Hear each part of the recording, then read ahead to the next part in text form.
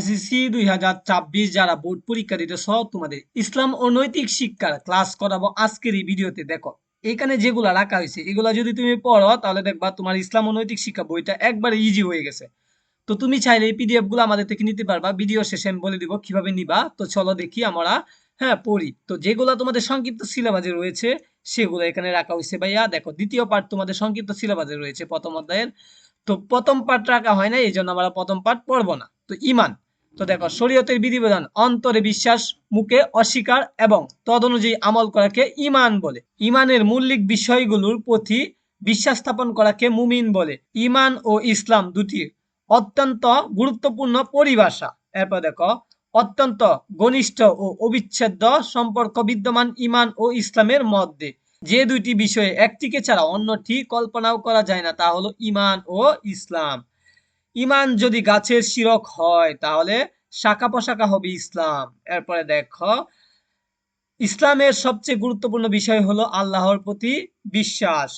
আল্লাহর মনোনীত বান্দা ছিলেন রাসূল গণ। এরপরে দেখো নবী রাসূলগণ। আখিরাতের জীবন চিরস্থায়ী, ঠিক আছে, শেষ নাই আর কোনো। মানুষের তাকদীরের নিয়ন্ত্রণ আল্লাহ তাআলা। তাকদীরের নিয়ন্ত্রক কে? আল্লাহ তাআলা। কুফর। তো এটা তোমাদের সংক্ষিপ্ত সিলেবাসে রয়েছে পার্ট নাম্বার 6। কুফর অভিধানিক শব্দের অর্থ হলো অস্বীকার করা। আল্লাহ মনোনীত দিন ইসলামের মৌলিক বিষয়গুলো কোনো একটি অস্বীকার করাকে কুফর বলে। তারপরে ইমানের বিপরীত হলো কুফর। যে কুফরে লিপ্ত তাকে বলা হয় কাফির। এরপর দেখো হালালকে হারাম, হারামকে হালাল মনে করা কুফর। ইচ্ছাকৃতভাবে কাফিরদের অনুসরণ করা কুফর। ইসলামের কোনো গুরুত্বপূর্ণ বিষয় নিয়ে ঠাট্টা করা কুফর। এরপরে যদি আমরা দেখি দুনিয়া ও আখিরাতের শাস্তি ভোগ করবে কাফির।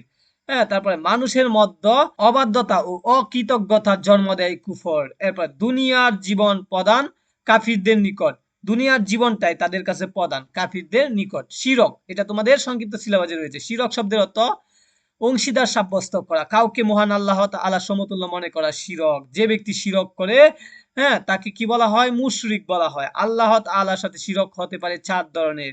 ঈসা আলাইহিস সালামকে আল্লাহর পুত্র মনে করা শিরক। আল্লাহ ব্যতীত কাউকে সিজদা করা শিরক।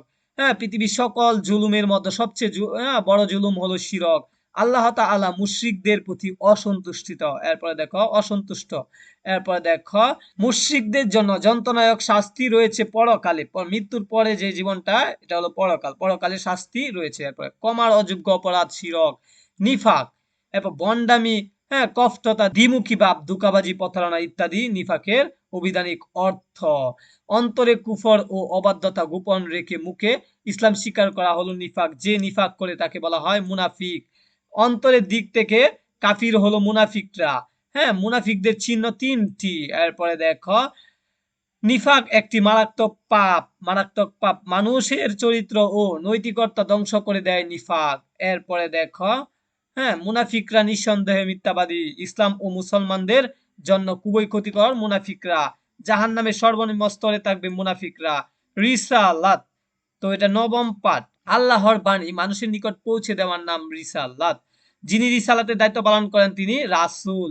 তারপরে দেখো ইসলামী জীবন দশায় বিশ্বাস স্থাপন করা অপরিহার্য রিসালাত। মুহাম্মাদুর রাসূলুল্লাহ দ্বারা ঘোষণা দেওয়া হয়েছে রিসালাতের। রিসালাত বিশ্বাস না করলে কেউ মুমিন হতে পারে না। আল্লাহ তাআলার পরিচয় তুলে ধরেছেন নবী ও রাসূলগণ। যিনি বিশ্বের সব মানুষের সৃষ্টি। নবী হলেন মহানবী হযরত সাল্লাল্লাহু আলাইহি ওয়াসাল্লাম। কাতামুন নাবিয়িন হলেন হযরত মুহাম্মদ সাল্লাল্লাহু আলাইহি ওয়াসাল্লাম। কাতামুন শব্দের অর্থ হলো সিল মুহর। আমি শেষ নবী, আমার পরে আর কোনো নবী নেই। এটি বর্ণিত হয়েছে মুসলিম শরীফে। 13 নম্বর পাঠ দেখো আখিরাত। আখিরাত অর্থ পরকাল। মানুষের মৃত্যুর পরবর্তী জীবনকে আখিরাত বলে। আখিরাতের জীবন অনন্তকালের। মানুষের দুনিয়ায় কার্যকর্মের হিসাব নেওয়া হবে আখিরাতে। সুযোগ পেলেই অপরাধে লিপ্ত হয় কারা? আখিরাত অবিশ্বাসকারী, যারা আখিরাত বিশ্বাস করে না। ভালো কাজের পুরস্কার জান্নাত। ইসলামে জীবন আদর্শ আখিরাতের বিশ্বাস অপরিহার্য। তো পার্ট নাম্বার 14। আখিরাতের জীবনের কয়টি স্তর? আখিরাত বা পরকালীন জীবন শুরু হয় মৃত্যুর মাধ্যমে। মৃত্যু হলো পরকালের প্রবেশদ্বার। সকল প্রাণীর মৃত্যু নির্ধারিত করে রেখেছেন মহান আল্লাহ তাআলা। মৃত্যুর পর থেকে কিয়ামত পর্যন্ত সময়কে বলা হয় বারজাক। কি বলা হয়? বারজাক বলা হয়। এটা কিন্তু অত্যন্ত গুরুত্বপূর্ণ। কিয়ামত অর্থ মহাপ্রলয়, এটাও গুরুত্বপূর্ণ। পৃথিবীর সব মানুষকে একটি মাঠে উপস্থিত করানো হবে, একে বলা হয় হাসর। তারপরে দেখো মানুষের আমল সমূহ অর্জনের জন্য যে পাল্লা তৈরি করা হ্যাঁ, হবে তার নাম হলো মিজান। তারপরে ফুলসিরাত স্থাপিত হবে জাহান্নামের উপরে, কিয়ামতের দিন সুপারিশ করবেন নবী রাসূল ও নেককার বান্দা। জাহান্নাম হলো শাস্তির স্থান। তো সবগুলা তোমরা ভালো করে শিখো, শিখার পরে কমেন্ট বক্সে জানাও পরবর্তী সাজেশন পাওয়ার জন্য।